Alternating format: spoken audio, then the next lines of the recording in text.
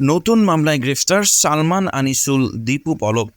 সাবেক সমাজ কল্যাণমন্ত্রী দীপু মনিকে রাজধানীর বাড্ডা থানার পৃথক 3 হত্যা মামলায় গ্রেফতার দেখানোর আবেদন মঞ্জুর করেছেন আদালত। এছাড়া আরও 2টি হত্যা মামলায় সাবেক আইনমন্ত্রী আনিসুল হক, সাবেক প্রধানমন্ত্রী শেখ হাসিনার উপদেষ্টা সালমান এফ রহমান ও সাবেক তথ্য ও যোগাযোগ প্রতিমন্ত্রী জুনায়েদ আহমেদ পলককে গ্রেফতার দেখানোর আবেদন মঞ্জুর করেছেন আদালত। অন্যদিকে 71 টেলিভিশনের সিইও মোজাম্মেল বাবুকে একটি হত্যা মামলায় গ্রেফতার দেখানোর আবেদন মঞ্জুর করেছেন আদালত। আজ বুধবার সকালে ঢাকার সিএমএম আদালতে তাদের হাজির করে গ্রেফতার দেখানোর আবেদন করা হয়।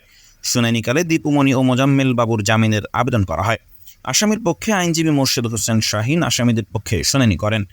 রাষ্ট্রপক্ষ সিএমএম আদালতের জিআর শাখার পুলিশ পরিদর্শক মোহাম্মদ আসাদুজ্জামান ও বিএনপি দলীয় আইনজীবী অ্যাডভোকেট ওমর ফারুকী জামিনের বিরোধিতা করেন। ঢাকা মেট্রোপলিটন ম্যাজিস্ট্রেট আরাফাতুল রাকিব শুনানি শেষে গ্রেফতার দেখানোর আবেদন মঞ্জুর করেন এবং দীপুমণি ও মোজাম্মেল বাবুর জামিনের আবেদন নাকচ করে দেন।